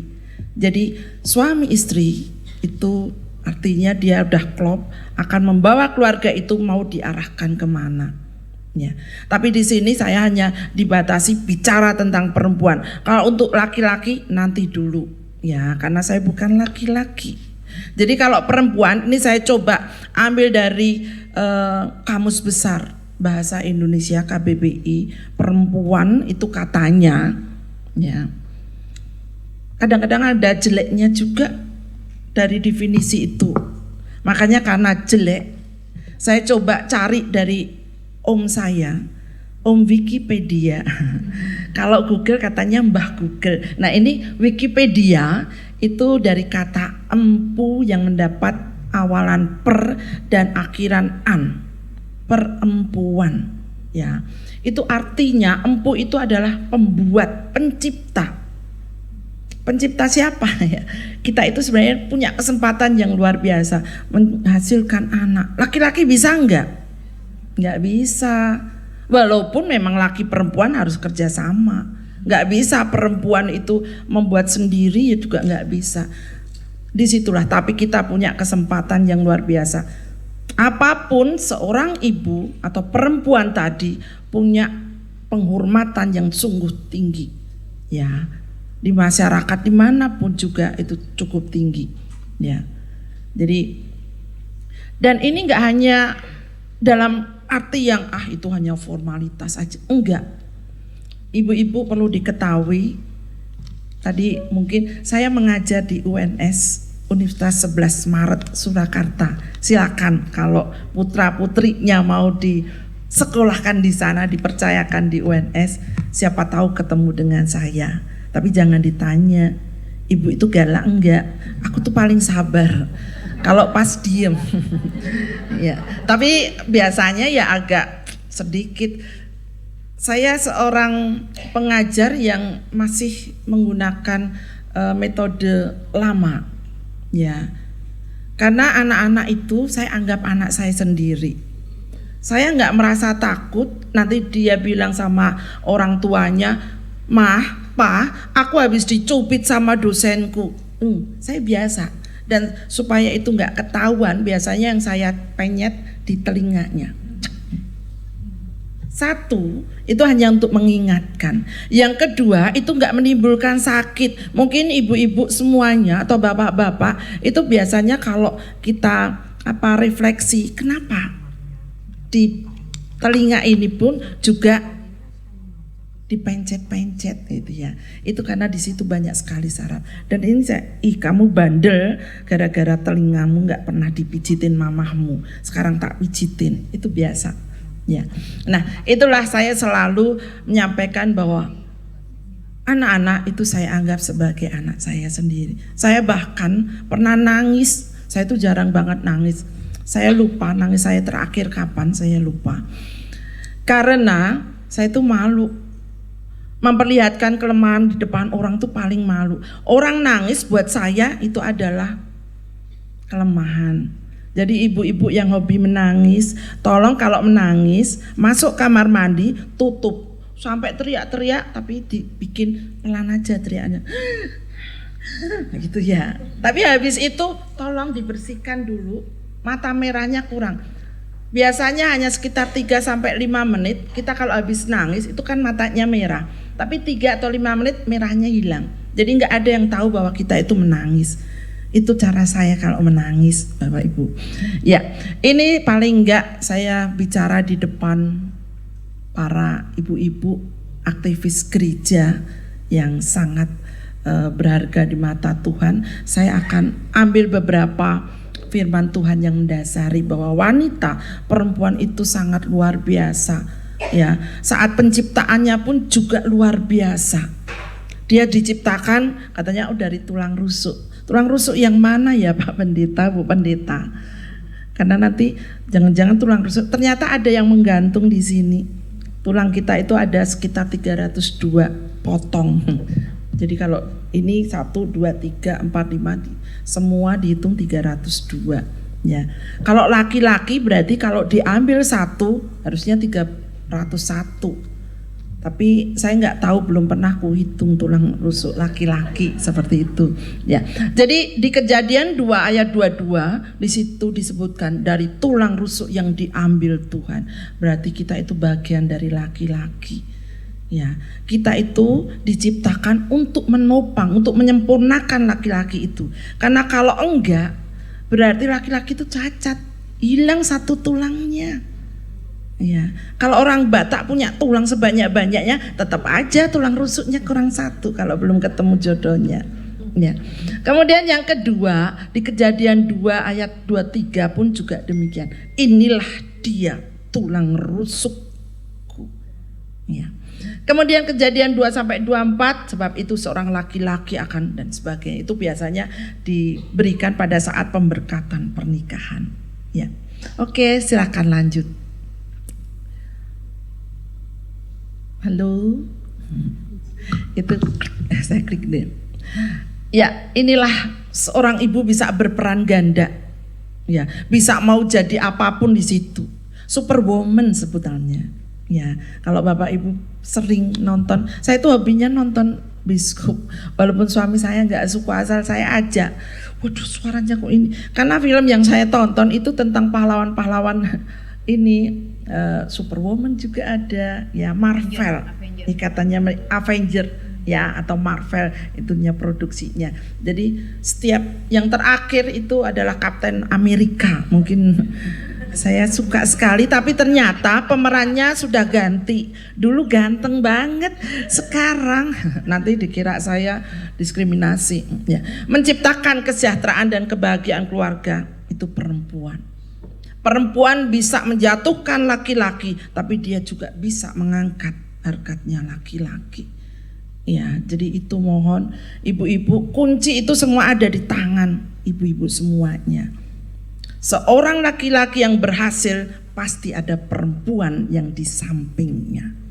Ya, tapi seorang laki-laki jatuh dalam pencobaan pasti juga karena ada perempuan yang membisikinya dengan bisikan cinta gitu ya. Yang kedua, menjaga kondisi rumah tetap bersih dan sehat. Bapak-bapak bisa ada yang mandiin anaknya dulu waktu anak-anak masih bayi? Bisa. Ya ampun, bapak yang buatkan susu pada saat malam bisa juga. Oke lah kalau gitu. Peran ibu-ibu ngapain? Kalau yang bikinkan susu bapaknya, yang mandiin anaknya bapaknya, ibu-ibu ngapain? Tidur. Ini yang datang-datang ini yang keren-keren nih. Waduh, gimana? Bapaknya datang-datang yang keren-keren. Iya. Ini pengecualian yang Ibu ketua berarti yang kita berdayakan harusnya bapak-bapak, bukan ibu-ibu lagi. Ibu-ibu udah berdaya semua kok. Ya. Kemudian ini tadi yang disampaikan Ibu Ketua, ya, bahwa wanita itu bisa membantu suami dalam hal finansial. Finansial itu banyak sekali, nggak harus loh materi, nggak harus. Salah besar kalau kita itu hanya bilang finansial itu materi. Kesempatan kita mendapatkan kayak ini, pelatihan. Ya, kita ketemu ngerumpi bareng, tapi mohon ngerumpinya jangan yang dibumbu-bumbuin. Memang enak kalau bumbu apalagi micin. Ya, generasi micin itu ada karena tadi enak. Kalau dibumbuin itu enak. Melayani suami jelas. Ya. Serepot-repotnya seorang ibu, ya. Saya sering kali melihat kalau ada bapak-bapak pulang malam hari sampai berangkat pagi mau pulang malam hari, tetangganya pada bilang gini, ya ampun pekerja keras loh bapak itu, dia mencari uang untuk anak istrinya. Tapi coba sempat ibu-ibu yang pulang tiap hari malam berangkat pagi, apa yang dibilang? nggak tahu diri. Jawab sendiri ya. Kemudian memberikan keturunan, karena bapak-bapak nggak bisa nanti mengandung kecuali di film. Ya Junior itu seorang ayah bisa melahirkan anak gitu. Tapi kalau dari segi ilmu juga bisa ibu-ibu. Ya, kalau boleh nanti saya kasih satu SKS itu ternyata ada cara untuk menghasilkan anak secara ilmunya loh ya. Tapi ternyata Tuhan itu manusia berbeda dengan hewan ataupun tumbuhan. Mereka itu dipotong tangannya, tangkainya, cabangnya ditumbuhkan, bisa tumbuh jadi tanaman baru. Orang dipotong tangannya ditanam, bisa enggak tumbuh jadi anak? Enggak bisa. Ya, itulah manusia diciptakan tersendiri. Sehingga kita mau enggak mau harus tadi saling kerjasama dengan laki-laki. Yang mohon maaf, kalau foto saya taruh di situ supaya tetap cantik. Saya tuh pengen cantik tapi kok yo tak rubah-rubah nggak bisa gitu ya. Pakai filter apapun tetap aja kayak gitu. Jadi mohon maaf kalau ini nyari yang lain nggak bisa. Lanjut lagi. Nanti foto saya keburu difoto. Iya. Nah ini kalaupun di kartun saya coba. Jadi ibu-ibu itu mulai menumbuk padi menjadi beras, kemudian berjualan sambil gendong anaknya misalnya juga bisa, ya banyak banget di sini. Semuanya peran ibu-ibu itu bisa dilakukan dari yang sangat sederhana di rumah, karena nanti kita juga Ibu Ketua tadi bilang untuk UMKM itu di rumah semuanya, nggak mengurangi haknya si anak untuk mendapatkan kasih sayang ibu. Dia bisa membagi waktu dengan yang baik, memanage dari yang kecil sehingga dia juga membantu finansial dalam hal kesejahteraan keluarga. Ya. Oke, lanjut lagi. Itu sama kerbau, karena kalau di Sumatera itu di sana sapi kayaknya nggak ada ya Nang ya. Yang ada itu kerbau. Saya itu baru tahu. Kan sana cari daging sapi ya di rumah makan Padang gitu. Jadi kalau yang ada di pesta-pestanya orang Batak itu adalah kalau enggak gitu ya B2, B3 apa ya nah? Babi boru, janganlah nah. Itu kalau orang Batak itu termasuk enggak boleh diucapkan ya. Jadi kerbau di sana memang biasa itu saya coba untuk fotokan dari buku SD itu ya, membawa kerbau di ladangnya dan sebagainya. Oke, lanjut lagi.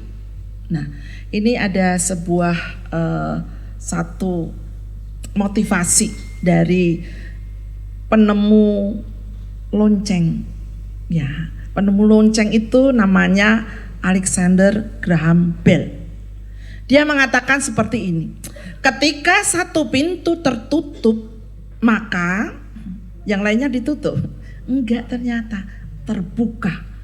Namun, ya kita seringkali tadi, misalnya di sini ada satu pintu, dua pintu, kita udah gelisah, udah khawatir, udah apapun juga udah sampai teriak-teriak. Padahal di situ bisa aja lewat jendela. Bisa aja lewat apapun, plafon yang bisa dilepas bisa kita lewatin juga. Ya, jadi kalau ada peribahasa tiada rotan akar pun jadi, ini sebenarnya yang dilakukan oleh Alexander Graham Bell ini. Jadi tolong ibu-ibu jangan kita hanya bertumpu hanya pada satu permasalahan, padahal masalah itu cukup banyak. Tapi kemarin saya pura-puranya bikin status saya seperti ini. Sebesar kapalnya kapal pesiar, apabila masalahmu sebesar kapal pesiar itu, ternyata kasih Tuhan seluas samudra itu.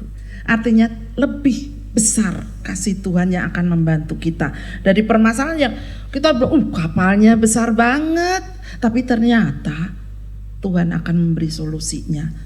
Ya. Lanjut lagi, bagaimana mencari peluang suatu keberhasilan apapun juga. Kalaupun ini saya ambil dari salah satu materi saya memberikan kuliah ke adik-adik mahasiswa, anak-anak saya, saat katanya lulusan sarjana itu harus dia bisa membuka peluang usaha. Ya, saya kasih motivasi. Ini loh, bagaimana caranya? Bagaimana caranya sekarang coba? Gimana caranya? Tolong lanjutkan. Ya. Oke. Ini binatang apa kalau tahu? Kok semua pintar ya? Ini keledai, betul. Keledai, kenapa saya menampilkan wajah keledai ini? Keledai ini adalah salah satu binatang yang konon ceritanya adalah binatang berkaki 4 pertama yang diciptakan oleh Tuhan. Benar atau salah itu tugas pendeta yang nanti akan menjawab ya. Kalau saya kan hanya istri pendeta. Kalau pendeta benar-benar sekolah, disekolahkan, dipersiapkan dengan baik. Kalau istri pendeta karena jodoh dari Tuhan gitu ya, yang sudah diberikan Tuhan. Jadi ini adalah salah satu keledai yang tadi ya, itu diciptakan Tuhan untuk membantu manusia untuk membawa beban beratnya. Jadi itu sebenarnya suatu kiasan, membawa beban berat. Nah, dia senang sekali. Tapi saat dia diberikan nilai yang sangat tinggi oleh manusia, dia lupa bahwa itu semua adalah berkat Tuhan. Dia agak memandang sedikit sinis sama ayam. Jadi kalau dia ngelihat ayam, ayamnya pakai kaki yang belakang itu, melihat kucing, apa sih kau sukanya hanya ngeong-ngeong aja, Bu ya, yang menyanyinya yang agak bagus gitu ya. Jadi dia merasa sombong. Kesombongan itu mulai ada di dirinya. Akulah binatang yang paling berjasa di seluruh dunia ini. Tuhan menciptakan aku dengan kekuatan. Walaupun dia kecil, ternyata beban yang dia bawa lebih dari berat badannya keledai. Ya. Dia udah suka-sukanya. Kalau ketawanya keledai itu gimana ibu-ibu? Jelek banget ketawanya keledai itu. Giginya agak mancung ke depan sedikit ya. Terus nanti aku dikirain keledai, nggak usah lah ya. Nah, Tuhan akhirnya nggak suka. Dan itu perlu Bapak Ibu ingat bahwa kesombongan itu artinya membuat lubang di depan dirinya sendiri. Ya, jadi jangan pernah sombong karena Tuhan pun nggak suka. Akhirnya diciptakan Tuhan binatang yang kedua, kira-kira apa ya? Gajah. Kalau yang bisa menjawab, tolong ya Ibu Panitia, nanti door prize-nya dijatuhkan ke beliaunya. Ya, setuju ya? Ya. Yang kedua siapa? Mana kuda? Ini kan keledai, bukan kedelai. Ikan. Ada lagi? Gak apa-apa, sebanyak-banyak. Onta. Oh iya, benar di Timur Tengah ada onta banyak. Kuda. Oh iya, pasti udah lihat bocoran saya. Betul, klik. Silakan buka. Nah. Jadi kalau yang kuda tadi silakan panitia. Ya. Kuda ukurannya lebih besar daripada keledai. Kekuatannya dia pun juga melebihi keledai. Makanya kuda seringkali dengan kekuatan berapa energi kudanya. Dan ini seringkali ditaruh lukisannya itu di beberapa rumah tangga. Itu menunjukkan keperkasaan. Ya, itu. Nah, setelah kuda ini diciptakan Tuhan, keledai langsung merasa rendah diri. Terus akhirnya dia nggak bisa sombong. Gimana kita bisa sombong dengan orang yang lebih ini? Padahal dia punya tadi kecerdikan yang luar biasa. Makanya seringkali jembatan keledai, dia udah langsung udah tertutup, pintu-pintu berkat itu tertutup karena dia sombong tadi. Ya. Sehingga si keledai masanya sudah berlalu, sehingga kuda langsung tenaga kudanya berapa. Tapi masalahnya lagi terulang, dia nggak belajar terhadap pendahulunya. Dia tetap sombong. Waduh, udah ketahuan kalau sombong. Akhirnya Tuhan pun nggak suka. Kira-kira apa yang diciptakan Tuhan untuk pengganti si kuda? Kambing, mbek. Kucing, nyong. Ayo. Sapi, biar dipotong jadi rendang. Oke. Burung ya, bisa terbang. Tapi bawanya gimana? Bawa bebannya. Kerbau, hanya di Sumatera Utara. Sapi. Ya, akhirnya Tuhan pun, saya dikasih tahu sama Tuhan. Hei, Wendang. Ya Tuhan, ini aku menciptakan malam tadi, ku garis-garis kuda yang ada menjadi zebra. Ya, menjadi zebra katanya. Dan zebra ini sebagai lambang kerendahan hati. Jadi zebra cross itu Bapak Ibu injak-injak pun diam aja ya. Dan indah sekali. Saya yuk zebra, halo zebranya, silakan keluarkan. Zebra yang keluar. Nah, zebranya itu memang rendah hati, gini enggak gini. Jadi kalau pernah melihat zebra itu jarang sekali untuk mendongak, tapi lebih banyak menunduk. Jadi nanti kalau kita jalan-jalan ke kebun binatang, misalkan Bapak Ibu cari keledai dulu. Kamu sombong. Kok kamu juga ikut-ikutan sombong? Ini kamu baik sekali.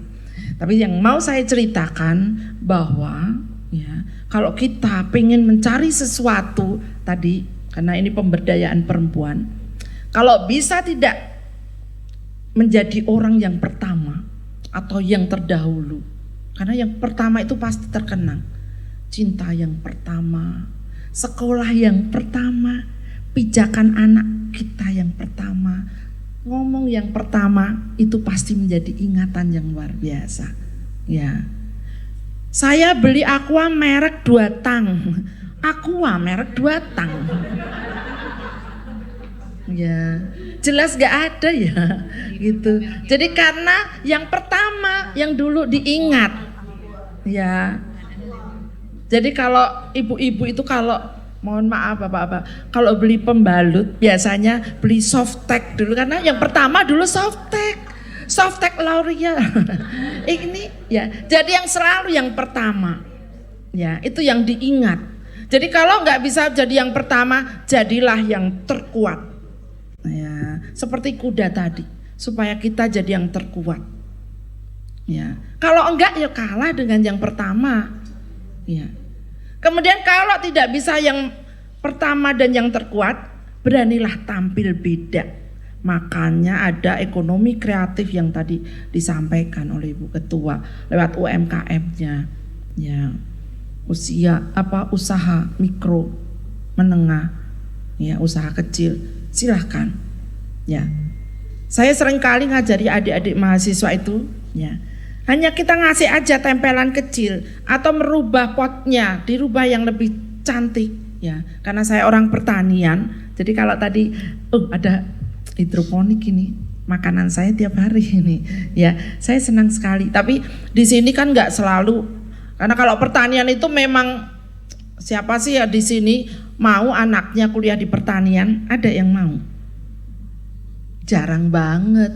Pertanian, kamu nanti diajari nyangkul. Siapa yang ngajarin nyangkul? Udah sekolah sulit-sulit, masa suruh nyangkul?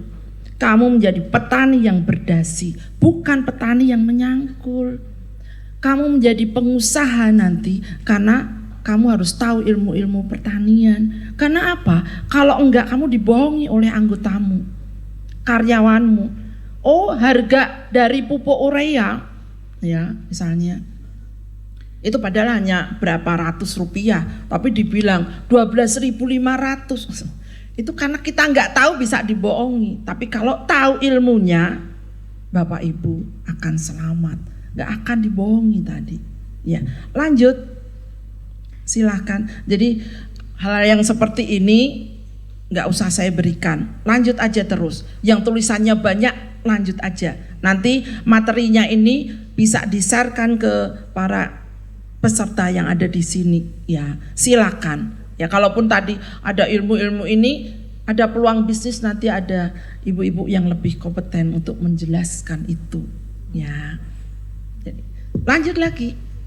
Pokoknya asal tulisan itu kayak ini, kita belajar aja nanti dari ibu-ibu narasumber yang lain. Oh, dia punya pengalaman yang lebih untuk itu. Kalau saya itu hanya teori dan teori. Jadi sanksikan aja. Nama saya itu belakangnya ada Astuti. Astuti itu singkatan yang luar biasa. Asli tukang tipu. Ada juga, mohon maaf, ini hanya Astuti ini aja ya, asli tukang tipu. Karena apa? Ya saya tiap hari ngajarin padahal belum tentu itu saya lakukan gitu ya. Dan saya memang sengaja adik-adik itu saya bilang, sebelum kamu mendapatkan buku aslinya, sebelum kamu mendapatkan pengalaman aslinya, jangan percaya ya, jangan percaya. Tapi ya beda loh, nanti jangan percaya sama Tuhan, kan kita anak-anak Tuhan yang selalu percaya, orang percaya. Kita sebutannya aja orang percaya, tapi kok nggak percaya gitu ya. Itu yang beda sekali pemahaman dari duniawi sama surgawi, jelas berbeda. Makanya saya sering kali berargumen sama suami saya. Suami saya itu bilangnya, kamu kalau maafkan salah, maafkan lagi, maafkan lagi. Oh, kalau saya enggak, sekali lancung ke ujian, seumur hidup aku enggak akan percaya. Saya bilang gitu.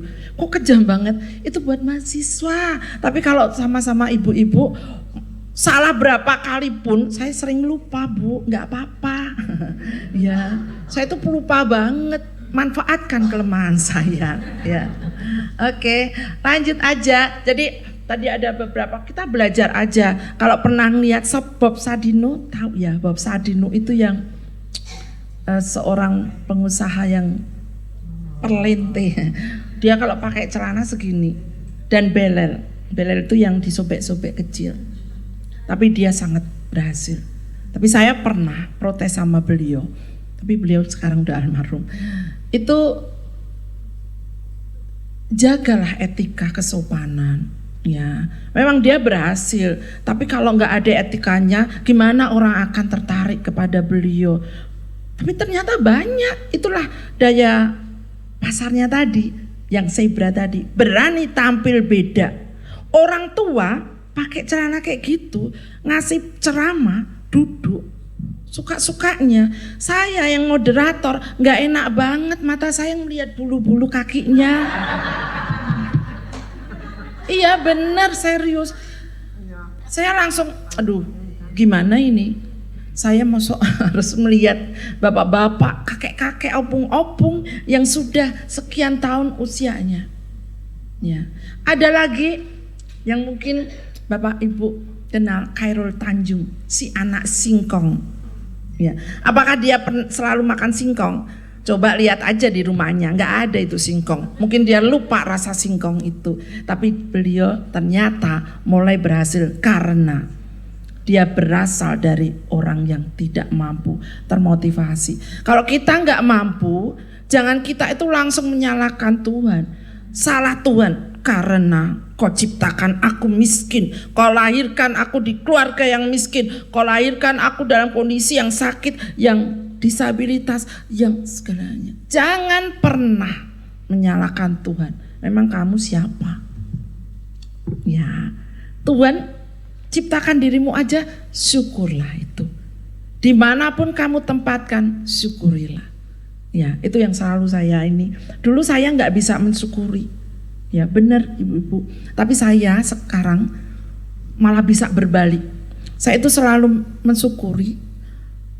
Itu terakhir memang tahapnya. Ya. Awalnya saya jalani aja, ya udahlah. Saya berontak sama Tuhan nggak bisa. Kok bisa? Saya gambar bagus, menciptakan gambar yang bagus. Gambarnya itu protes sama saya, tak sobek. Nah itu saya umpamakan, kalau saya diciptakan Tuhan, saya protes, kira-kira Tuhan apa? Mau mitas, gemes? Ternyata enggak, kita tetap disayangnya. Ya, bagaikan biji mata Tuhan. Ya, itu yang luar biasanya. Saya pingin sebenarnya, jadi saya itu kalau punya anak-anak. Jadi anak saya itu banyak sekali, Ibu, Bapak. Ya, nggak hanya anak yang saya kandung sendiri, tapi kadang-kadang saya nggak kenal pun, ayo tak jadikan anakku. Di rumahku itu hampir, tapi satu persatu memang sudah selesai dan saya suka sekali mengantarkan kesuksesan mereka. Ya, itu bahagianya mungkin melebihi seorang ibu yang mengantarkan kesuksesan anak kandungnya. Ya, ini anak orang lain bisa saya hantarkan dengan kasih sayang seorang ibu. Itu bahagianya. Rasakan ibu-ibu. Dengan jalan, ya udah, kita paling enggak kita berperan dalam mewujudkan cita-cita anak-anak yang kurang beruntung. Ya, itu kebahagiaannya luar biasa banget. Jalani, ya, kemudian nikmati. Jadi saya kalau sudah saya jalani, terus saya nikmati, enak banget ternyata. Karena kita langsung bisa mensyukuri. Jadi 3 kata itu, jalani, nikmati dan syukuri. Sehingga kesuksesan akan kita mulai. Ya, walaupun nanti perlu kita ngamati apapun, kita tiru, kita modifikasi, kita apapun. Ya, itulah kunci sukses yang secuil itu. Karena orang kadang-kadang menilainya dari kacamata yang berbeda-beda. Sukses itu kalau kaya. Sukses itu kalau sehat.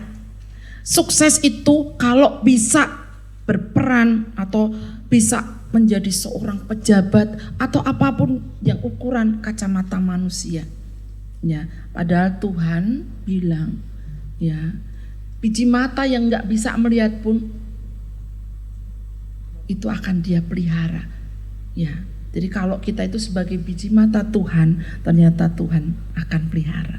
Ya, lanjut lagi. Yuk, ini biarin aja, lanjut aja. Kalau tulisan yang jelek-jelek nggak usah. Ya, ini peluang jadi uang. Iya, nanti paling nggak. Ya, saya kan orang yang bisa melihat dengan mata. Jadi saya, ya orang berhasil ya materi harus ada, nggak salah, tapi kurang tepat. Ya, saya memang selalu pakai istilah tidak salah, tapi kurang tepat.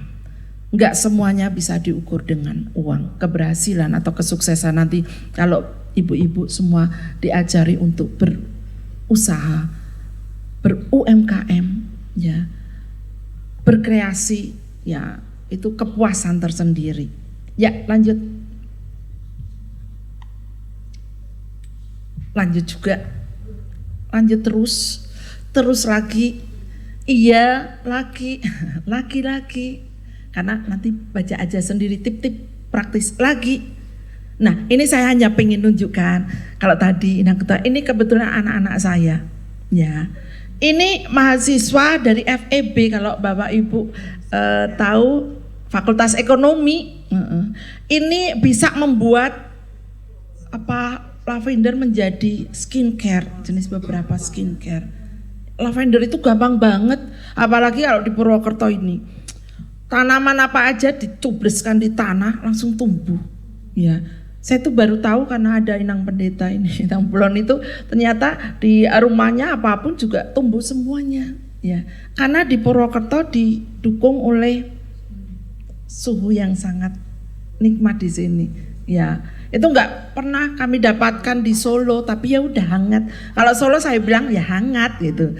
Kan kalau panas kayaknya nggak mensyukuri, hangat di sana. Jadi silakan datang ke Solo atau ke Surabaya, hangatnya lebih lagi gitu.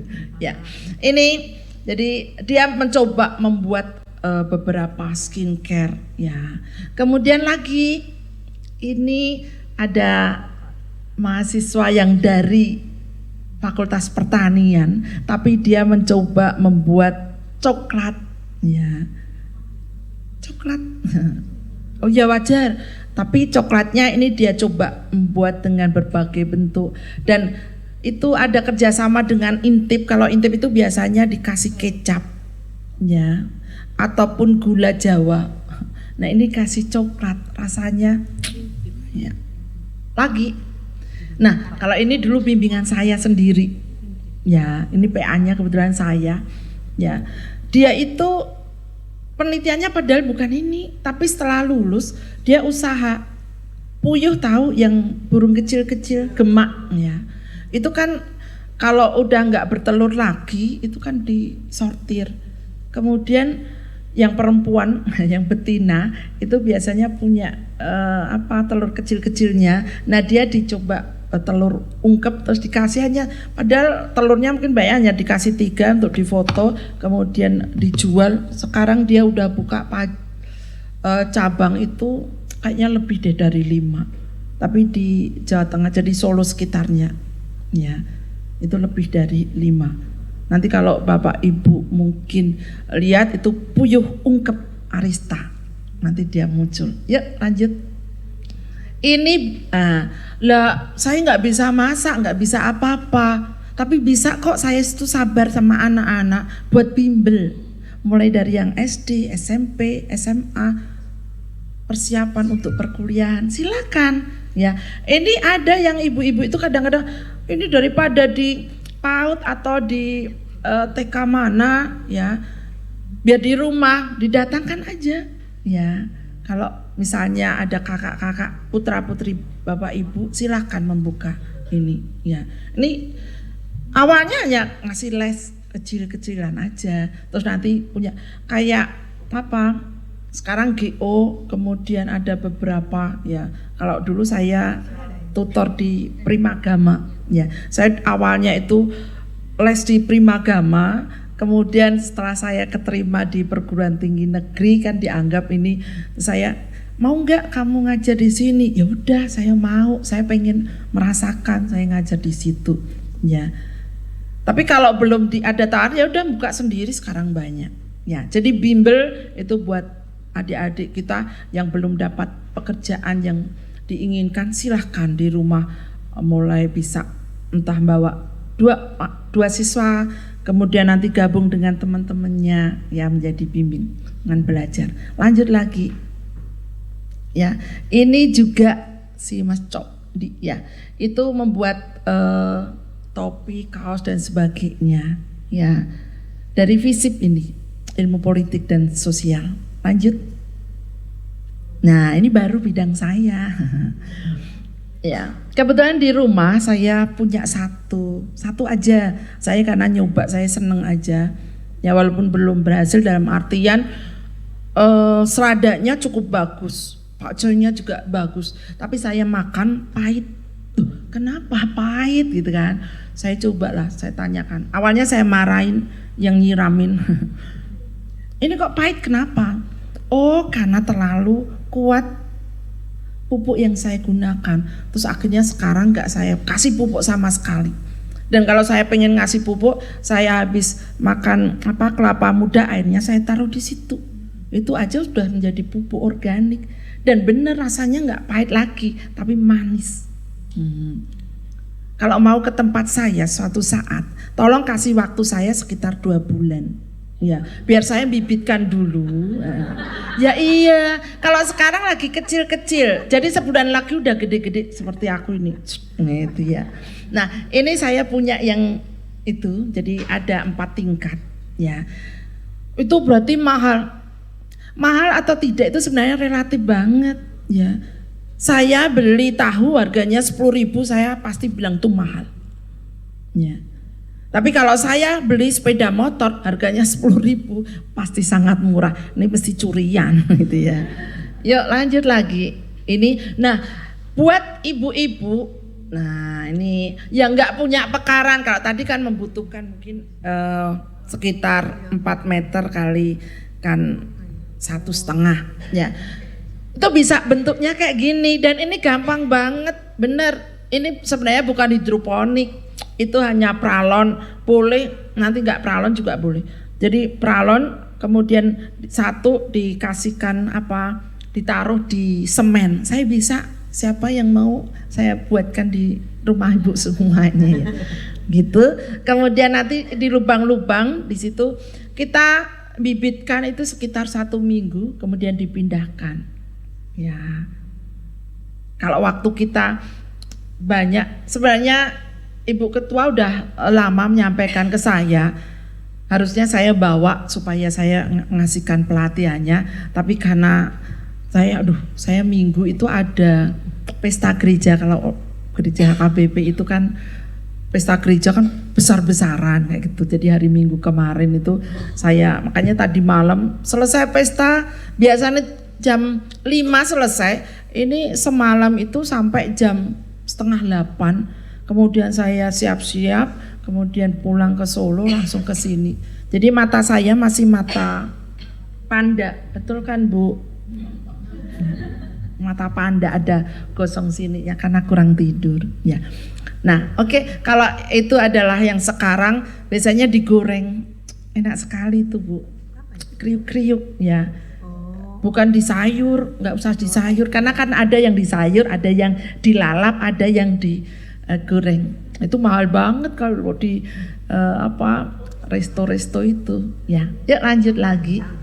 Ini kalau kita punya banyak, udahlah biar aku nggak menggunakan pompa karena kalau tinggi itu biasanya kan kita naikkan air itu dengan pompa. Nah ini enggak, sama aja ya. Jadi tapi ini kalau membutuhkan kita punya halaman depan atau di atas rumah kita dibuat ini juga bagus sekali ya.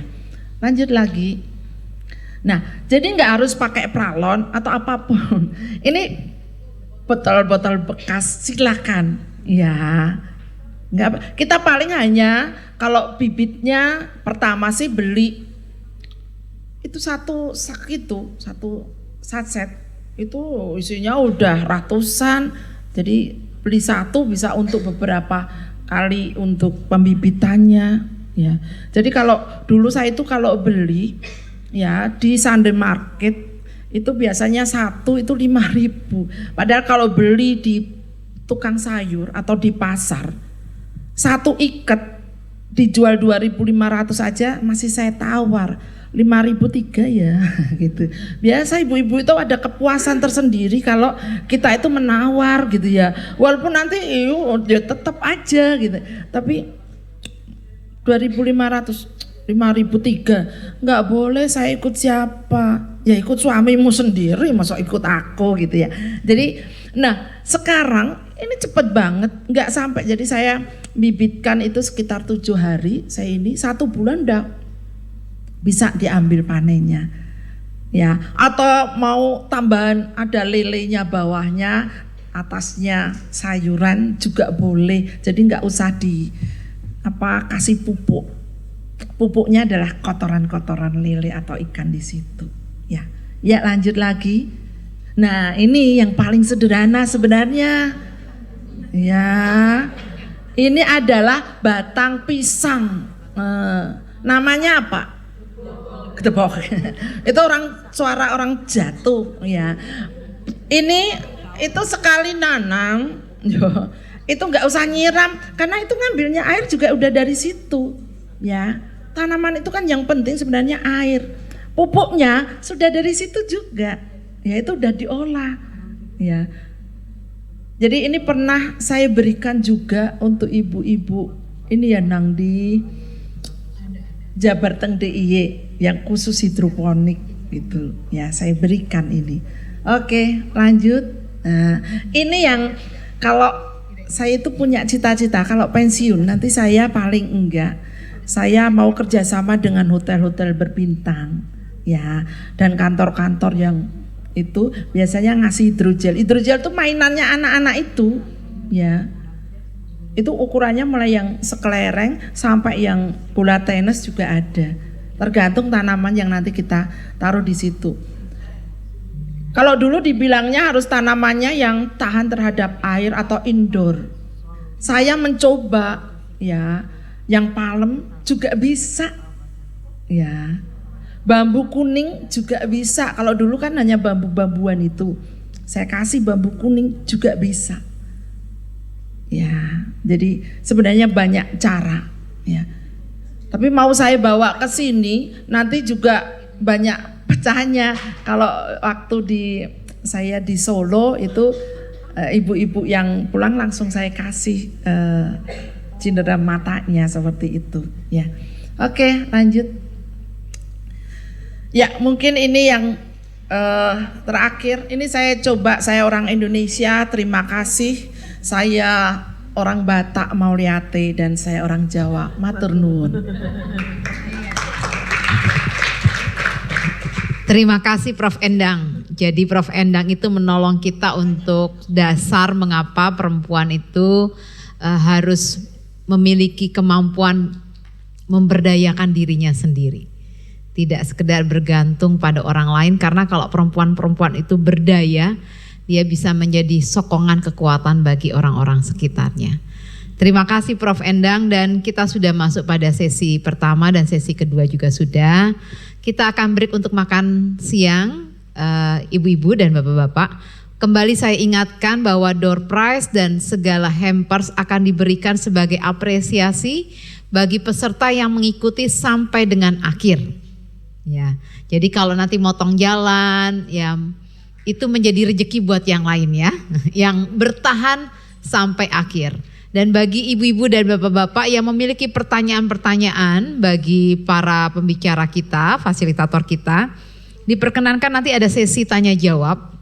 Dicatat saja pertanyaannya, entah itu untuk Bu Sandra atau nanti buat Prof. Endang atau nanti juga untuk pembicara yang lain.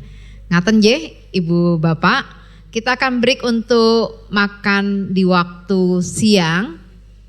Ini saya waktu puasanya sebentar lagi nih, 3 menit lagi. Karena saya ikut IF, intermediate fasting, yang jam 6 sudah tidak makan, baru makan jam 12 siang. Selain saya Zumba dan lain-lain. Ya, iya masih ikut Zumba, masih ikut lain-lain. Monggo Bu Maya untuk... Ya, kita akan break untuk makan siang dan nanti kita akan dikasih waktu setengah jam ya Ibu-Ibu ya. Nanti untuk tempatnya, untuk pembicara dan tim nanti di ruang ruang makan pembicara begitu ya. Nah, nanti untuk semua peserta nanti disediakan di tadi yang begitu datang ada welcome drink. Nah, nanti di situ. Waktunya setengah jam ya, Ibu-Ibu jangan lupa tetap semangat kan Ibu-Ibu. Mau lanjut Ibu-Ibu? Ya, sebelum makan kita berdoa terlebih dahulu ya. Oke, mari Ibu Rita. Ya, mari kita satukan hati kita masuk dalam doa. Segala puji syukur kami naikkan kepadamu Tuhan, karena Engkau telah memberikan kami kekuatan dapat mengikuti sesi 1 dan kedua. Dan jika sebentar lagi Tuhan kami akan menikmatin berkat makan siang bersama, kami berdoa biarlah makanan yang kami nikmati memberikan kekuatan dan kesehatan bagi tubuh kami. Kami sungguh bersyukur karena Engkau sudah menyediakannya bagi kami semua. Terima kasih Tuhan, di dalam nama Yesus kami sudah berdoa dan mengucap syukur. Amin.